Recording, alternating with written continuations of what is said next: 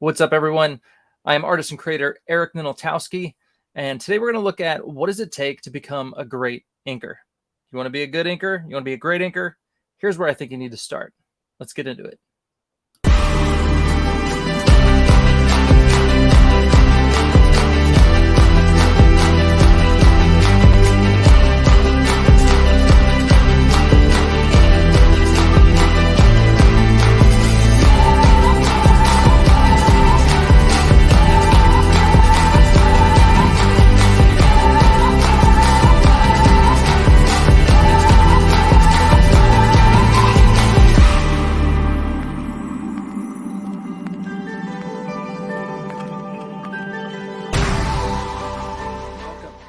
So you want to be a great inker.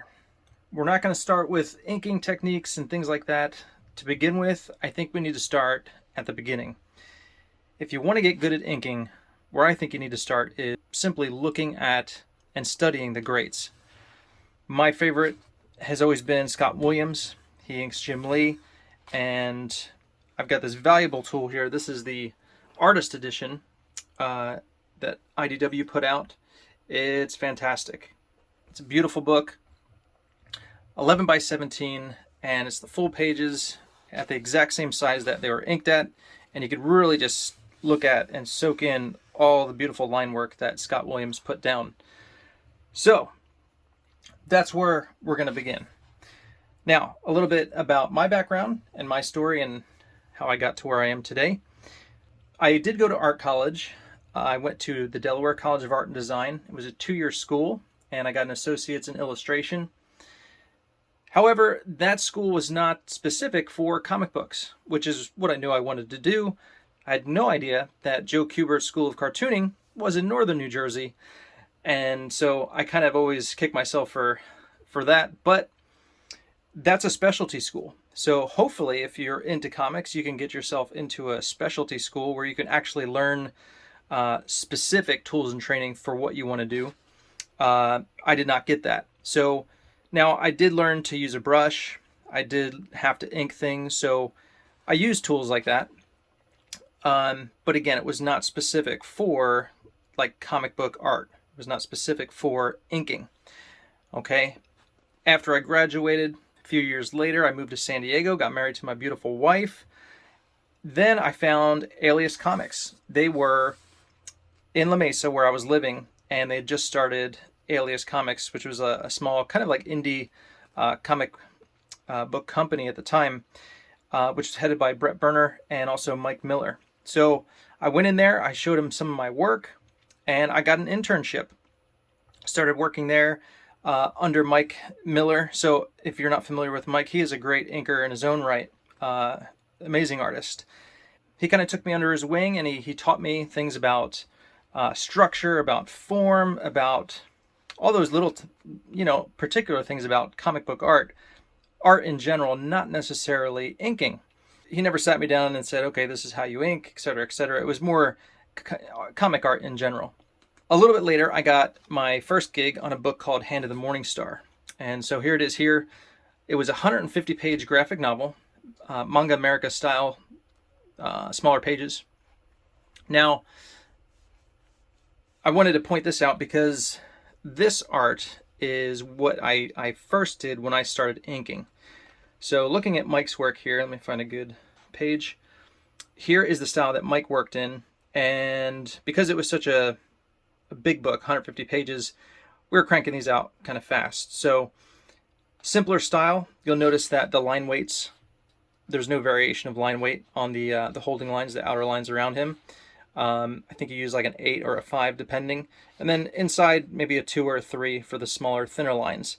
But that was the basic format for inking this simpler style in this kind of book, and that's how I got my start. So I was really focused on the figure, the structure, and just kind of getting all that really good. Mike has excellent structure.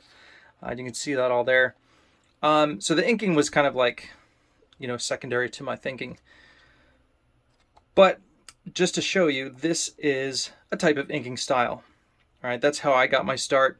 But I've always loved Scott Williams' lines and his work, and that's that's the style that always spoke to me. Growing up, that's what got me into comics. And so something like this, the X-Men book, this was like something I've read a lot of times. The beauty of this is these older copies is the colors are flat, and so they really don't mask the inks too much. The newer colors, the digital colors, you can do a lot of special effects, kind of cover up the ink work, which these older books you don't get that at all. You could really see the inks. You could just see what Scott Williams was doing under there. It's beautiful stuff. So, why do I bring that all up? I went to art college. I had an internship, studied under an excellent inker, but even still, I really didn't get what I would call formal training in inking. So, Eric, well then why are you doing a video on inking? Well, because simply there are things that you learn, I think, innately as you're looking at the comic books that you like, you're looking at the artists that you like, you pick up things and you kind of just learn. And so if you're just starting out and you want to know how to be a great inker, what I think you need to do is study as much as you can of the inkers you like. I'm going to show you some of Scott Williams' inks because, again, he's my favorite. There's a lot of great inkers out there. Depending on your style, you might want to go with an inker, maybe more like Wade von Grawbadger, who has a kind of more simpler style, does more cross-hatching and such in the backgrounds. He does a lot of work with Stuart Immonen. It just depends on your style. Are you more of a manga person? You know, that's the kind of stuff you want to study. So anyway, with books like this that are available, these huge artist editions, get yourself one of these if you can. If not, they also have different things like this. Here's a coloring book that DC put out. It's the black and white version of Hush. And so here you go. You got all the black and white line work right here in front of you that you can just check out. You can study. You can look at what Scott Williams is doing, how he's building up the forms, how he's throwing down the cross-hatching. And so get your hands on some of these things and become a student. Just study it. How does he do what he does? And more importantly, ask yourself, why does he do what he does? Why is he doing it? Why is he putting down these lines? Something Scott Williams does a really good job at. I mean, you could just look at this stuff all day. Even the background lines, I was noticing on the cover here, if you look closely at the lines on the buildings, they're not even, I don't even think he's using a ruler. They're not like perfectly straight. Like notice like right here, this is kind of a little wobbly right here. He's not even using a ruler, I don't think. And if he is, he's doing something to get those lines a little more, he's giving them a little more character. They're not perfect, but still the background looks amazing. But it definitely has a different flavor, a different character because he's not using a ruler. And so those are things you want to notice. Those are the things you want to pick up on. I did want to point out something that he does really well. If you look at Batman laying there on the table, you'll notice that they're called holding lines, right? The lines that go around the figure, around the form. He's throwing down shadows here and there, but those thicker areas around the form, they're going to hold the character in place. They're going to hold the form there so you can easily spot what is what. A good inker is not going to have every single line the same exact line weight. Okay, they're going to vary their line weight. They're going to have, you know, for instance, look at all these small, little marks here. What is he doing? He's using little tiny stuff to show that there's little scarring, little details, little dirt, etc. You could pick it up really good over here. Even the fingers. Look at the fingers there. So different thicknesses, different line weights. You can get the impression of like little details, dirt, all that kind of good stuff. Here's a good one I like. Dun, dun, dun. When Batman falls down into the alley, he's laying there on the ground. And again, you look at this, oops, sorry about that. You look at this image, you could tell, okay, there's Batman laying there. There's fabric in the background, the way it folds and it just kind of moves. The shreds here, okay, but again, the thicker line weights are showing you the thicker parts of the form. They kind of hold the form there. And then inside you go a little thinner. You can do all the details and such. You got the blood, the marks. Then you come down here a little bit more. Again, you could just, it's so awesome how he just kind of creates these different textures, you know, the ground, little flecks of stuff here. Then this one, I love this shot here. So you just want to study these guys. Just ask yourself, okay, why is he doing that? Why is it thicker there? Why is it thinner there? All the cross-hatching and such. Now, those are things you're going to have to practice and you're going to have to get comfortable with, which is going to be in part 2, because we need to talk about control, but also confidence. Confidence is something that's huge for an inker. As you're throwing down these lines, you need to have the confidence that you're going to get the line that you want the first time. Because again, this is ink. Sure, you can do some whiteout, you can fix your stuff, but you want to do it, you got to be confident enough to do it right the first time. So let me pull out, oh, this is great stuff. This is great stuff. He's on fire at this point. He's doing some great stuff. There is a shot, let's see. There's a double pager. Here it is. This is like a full-on, you can, I'll have to do probably another video just on this book and all the amazing artwork in it, because this will take forever. But this shot here is a good teaching tool right here. Let's get a little closer. All right, so we're going to zoom on this guy, Wolverine here. I want you to look at, Scott Williams is great at this. He goes thin to thick, thin to thick, thin to thick. So by doing that, he's showing, okay, more light is hitting up here. It's on the top, and then below, it's thicker. There's more shadow. Again, same. Down below, more shadow. Then he's got these kind of like feathering lines underneath. All that beautiful stuff. Then you have the hatching, right? It goes thick to thin. And why is he doing all that? It's showing, it's creating shadow. It's creating the form. It's forming, you know, this beautiful bicep.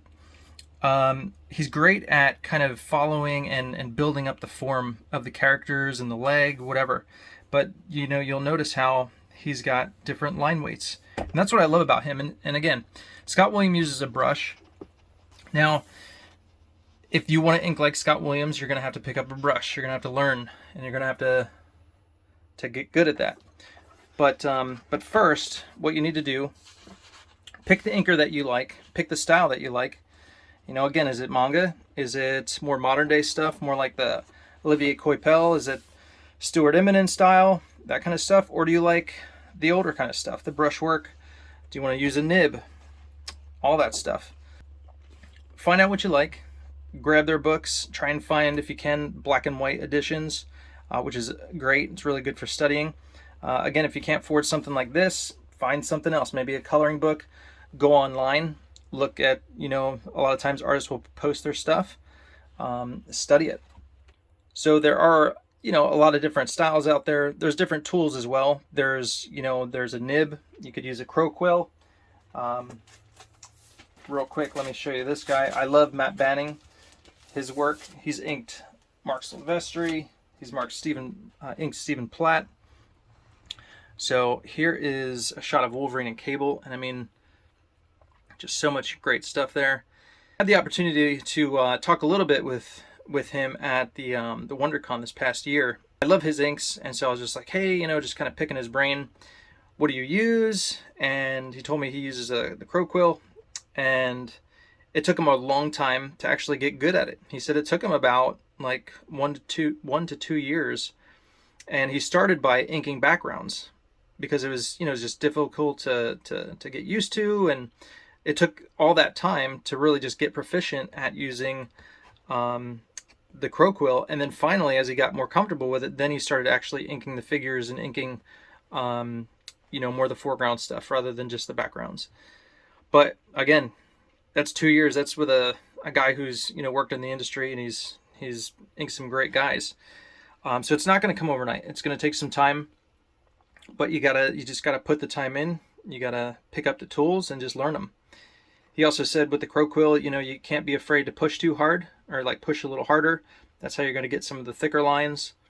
When using a ruler, you want to make sure you use the back edge of the crow quill, not the front, because then the ink will get all over your ruler and it just creates a big mess and will probably get on your board. So things like that he told me, which are very helpful. And I've tried a crow quill and I really want to get better at it, but I just haven't had the time to invest in it. But lots of great inkers out there. I mentioned Wade von Grawbadger. There's Dexter Vines, Danny Meeke, Glapion. Who else? Alex Gardner. I loved his stuff when he was inking J. Scott Campbell back in the day. So lots of guys you can look at. Lots of guys you can just try and soak up and glean from. But as you're looking at their work, just ask yourself, why are they doing what they're doing? And here again, you can see thin to thick, thin to thick, and it just creates this really nice form. All of Scott Williams' lines lend to the form and making it appear solid. And you know, you have here's shadow, but notice the shadow goes from thick to thin, right? So it's thicker lines let in less of the white of the page, and then thinner lines let in more of the white of the page, and then notice how they're spaced out differently. So these are things you practice and you work on, which will be in part 2. So lesson number 1, you want to be a great inker, take some time, study the greats, get your hands on some of their work, just look at it. Yes, there are different styles, there's different tools, you could even do digital inks, but no matter what style you choose, if you have some basic things in mind of what you're doing and what other people have done, it'll get you on your way to being a much greater inker today. And it's going to give you a good foundation. All right, guys, thanks for tuning in. I hope this was helpful for you. Please like and subscribe if you like this kind of content. Comment on the video, share the video if you like, and stay tuned for part 2, where we're going to talk about having control and then also having that confidence, what you need to do to get to that point and to build your confidence as an inker. All right, guys, take care and check out my new trailer for Shadow Sentry, now on Kickstarter. Thanks.